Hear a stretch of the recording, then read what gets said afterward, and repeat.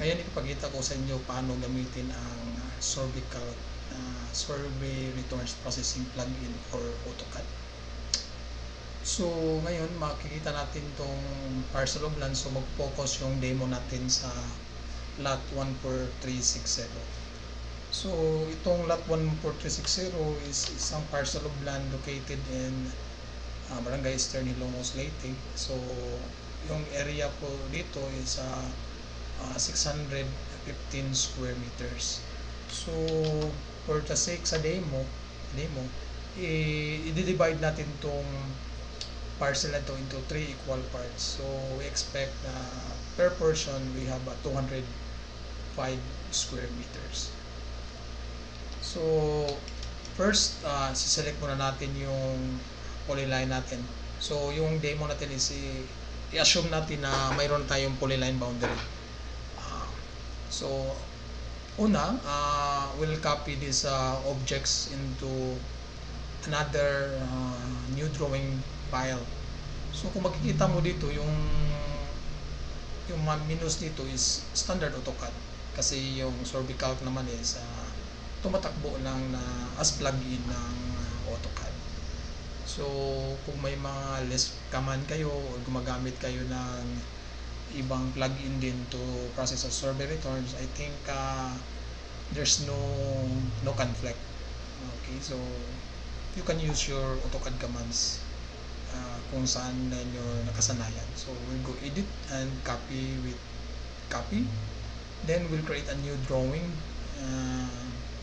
open with no template, and we'll edit and paste to original coordinates. Okay, so magpo-focus tayo sa new drawing. So here sa SurveyCalc, gumagawa tayo ng 10 steps na paano ipaprocess yung survey returns. Kasi minsan marami sa atin na hindi masyadong familiar o medyo nakakalimot na kung at saka nalilito kung saan hahanapin yung mga commands. So sa SurveyCalc, ginaguide natin, gumagawa tayo ng 10 simple steps lang para sa starter at hindi starter. Kung susundin yung 10 steps ay sigurado ako na mapaprocess mo yung mga survey returns mo for simple and consolidation and subdivision plans for simple subdivision projects. So yung simple naman is kahit gaano karami yung lote basta walang blocking. Currently ito yung pinofocus ng SurveyCalc. Pero in the future release, future upgrade, we will add that functionality. So we'll concentrate on the 10 steps for this demo. So click natin yung button 1. Pag i-hover mo yung button 1, mga buttons dito ay lalabas to na tooltip. So yun yung command at saka yung location equivalent to the pull down menus. So here, SurveyCalc survey information, makikita mo yan dito, SurveyCalc survey information, parehas lang yun. So pero kasi po-focus tayo ng 10 steps, so susundin lang natin yung mga buttons with the following step number. So click natin button 1, lalabas yung drawing save. So gusto ng SurveyCalc na i-manage natin yung file, so kailangan muna natin is save yung drawing. So yan, ilalagay ko to sa desktop muna. So new folder, I'll save this one in the folder demo, easy for SurveyCalc. So then here inside, I'll name this one as lot 14360, save. So lalabas yung survey information dialog box. So dito ilalagay natin yung lahat ng information na kakailangan ng SurveyCalc para sa survey returns na preparation. So lot number 14360. So CAD 566, that's D, or pag may PSD number ka na-approve survey number, dito mo ilalagay. So claimant, so lagyan natin Pedro Induco. So date of survey, kung kailan ginawa yung survey ng mother lot. So siguro yung cadastral map ginagawa 1990 pa, so January, lagyan natin 31, 1990. So date of approve, pwede mayroon, pwede wala. Survey, sino yung survey ng mother lot? So marami. So, in this case, Eleuterio de las Alas. So, pwede ka rin maglagay kung sino. Type mo dito. Suppose, add mo. At ma-add na siya sa list. For this case, nandiyan na yan. So, declared area, pwede mo i-type or pwede mo i-get. So, 605. So, location ng property. So, this is located in Region 8, Province of Leyte, Municipality of Ilongos, and Barangay Eastern. And Leyte is 6 digit. Okay. So, here, principal use of land, residential, and relatively flat or flat. So, here, in the type point, select. So, or, pwede mo siyang i-type yung, pag wala pa dito yung type point mo, ita-type mo to, yung type point information, tapos click mo yung add to frequently used type point, malalagay na siya dito. So, in this case, nandyan na yun. Okay. Survey classification. So, here, subdivision, date of survey, siguro ginawa mo to June 1 of 2024. End of survey date, pwede mayroon, pwede wala. Geodetic engineer. So, gawa tayo ng fictitious name. Okay. So, yung mga signatory. So, Region 8 demo. Lagyan natin. So, for example, this is a titled property. So, here, so, tagay natin ang patent. So, for example, here is 01-25 1996. Positive. So, 31 of 1996. Name. Same name, Pedro Pindoco. So, yun na yun. Okay. Then we'll save the drawing. So after step 1, we'll go step 2, preferences. So here, kailangan natin i-define ng yung scale. So, kasi na-define ko na to before, so ilagay ko na to 600, pero pag select ko, yan, naging 200 siya. So dito, yung mga height text factor, ito yung mga text factor mo in reference with the plotting scale. So, malalaman ito paano. Ito yung mga linear precisions. Then, okay. Okay. We'll go step 3. Okay. Magpa-partition na tayo. So, we'll just close this temporarily. So, yung partition natin, gusto ng mga owners na yung nakapwesto dito is dapat yung subdividing line niya is nakaparallel dito. At saka yung dalawa, kasi pag may barangay road dito, gusto nila yung frontage ng portion nila is dapat equal sila sa segment na to. So we'll do that one. For example, first we will create a line parallel to this segment. So we'll just extend this one temporarily. So we'll click step 3, button 3, slide bearing. So yung temporary line natin i-slide dito with the same bearing. So use that one, slide bearing. We'll erase the temporary line after we created the subdividing line. Click OK. Then we'll check here in the command line kung ano yung mga instruction. So sabi niya, pick an interior point as initial area. So select natin within the parser. Then select a subdividing line to slide along. So select yung temporary line, select, then we'll put an area of 205. So yan, 205. So we'll deal with this one. So sabi nila equal frontage sila. So we'll use the AutoCAD midpoint. We'll just pick it somewhere here. So again, we'll click button 3, then using a swing align method. So we'll also erase the temporary line. Okay, then pick a point as an initial area. So select here. So it will detect that the initial area is 114. So we'll expect that the subdividing line will go this side. So we'll put 205 as the initial area. So then select here, then pick a point. So i-pick mo yung, sabi niya, pick a point close to the one you intend to swing from. So we'll select here, malapit lang sa point na kung saan mo ipapivot. Click. Okay. So we have finished step 3. We'll save the drawing. So we'll go to step 4. So kailangan mo na i-level yung mga parcels mo. So yung mother lot ito is 14360. Then you want na mga level ng mga sublots mo is A, B, C. So you use alphabetic. Then with starting with A. So okay. So here lot A, B, and C. Then enter, then close. And then we'll go to step 5, level area. Okay, okay lang. So here, 35, here, and here. Okay, then close. So maybe we will change the textile. So for the standard, we'll use Verdana. Okay, so we'll save the drawing. So after we finish step 5, we'll go to step 6. Okay, we'll click the step 6.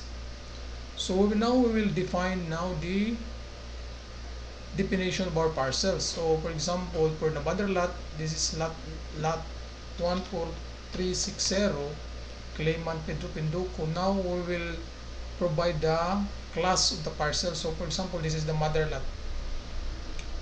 So this is the equivalent of lot index of other plugins. So we'll select objects.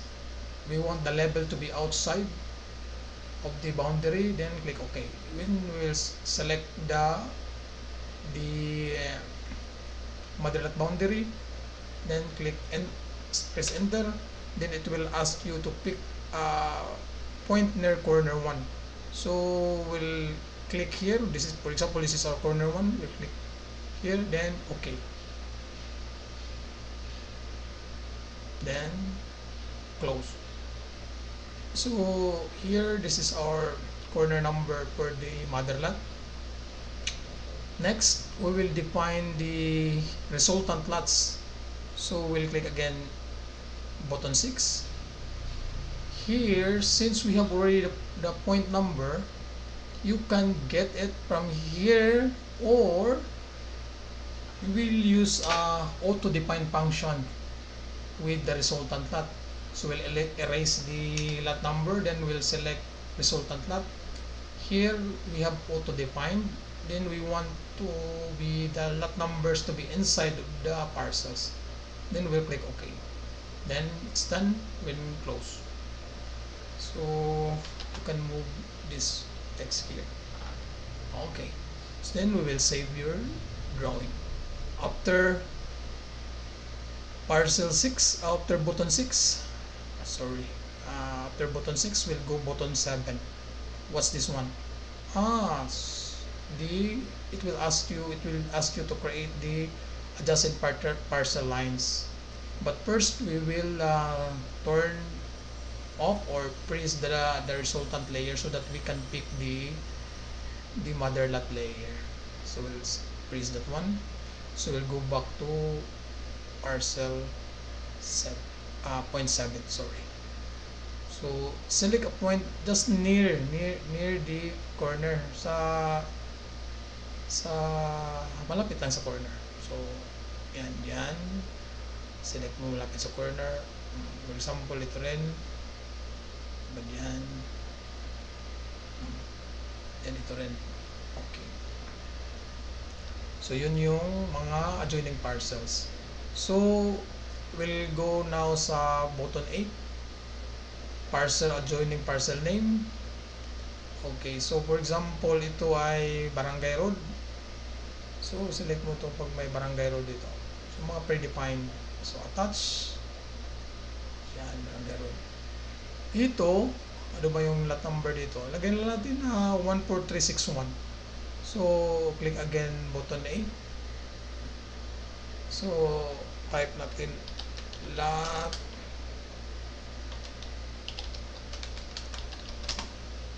14361 CAD 566 das D. Okay, attach. So, attach natin dito at saka ito.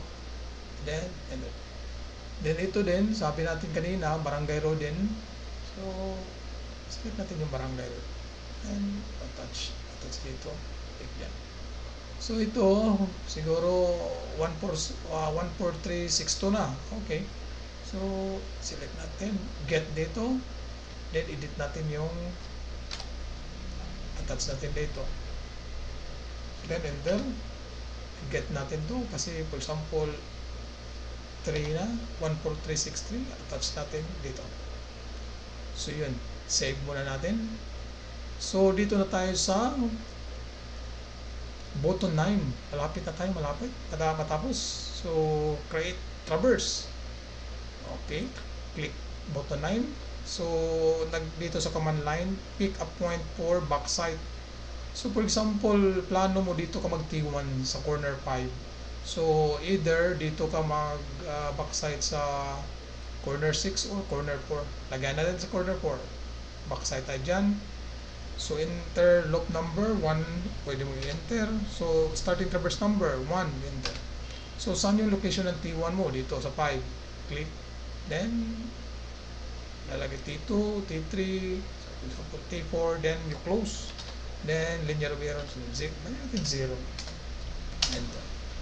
So from here, basically, save natin.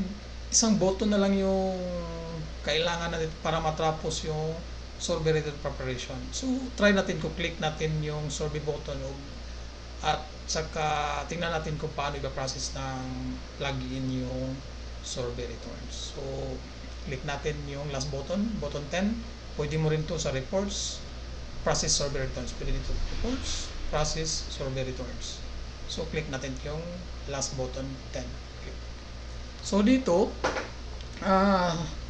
internally kino-compute na ng software yung traverse, yung setting computation, yung lot data computation, pati yung DLSD. So here, tapos na, sorbet returns processing done. We'll click yes to open. So, di ba? Dito yung desktop. So, ito na yung traverse natin, dito na yung setting natin, ito yung LDC natin, tsaka ito yung DLSD natin. So, open muna natin yung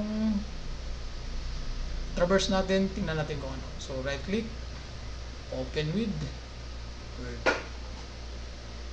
So, ito yung traverse natin, pindukin-pinduko ko. So, yan, close natin, setting, open with Word. Okay, so ito yung setting computation natin. Ito yung lot data natin, open with.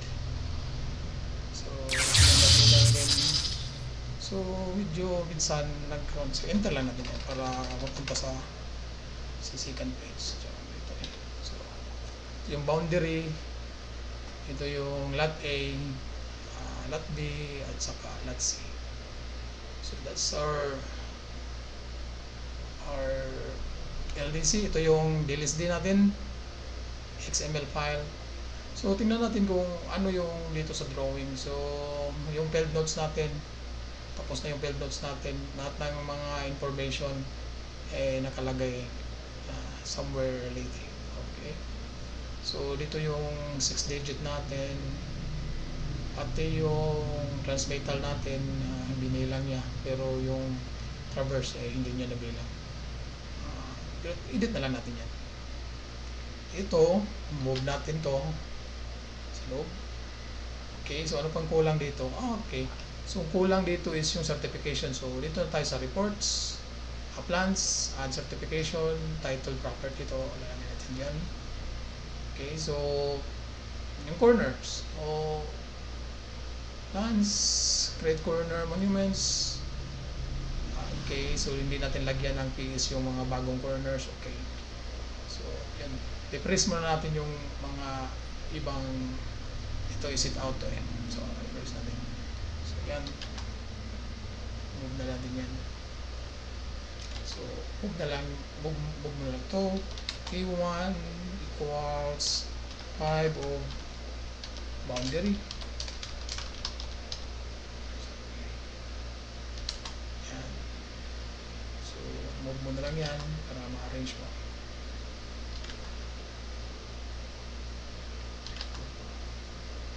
Okay, so minsan maghihingi sila ng cadastral name. So, add cadastral text. Select ito, lagay natin dyan. Yan. So, pwede mong spread. So,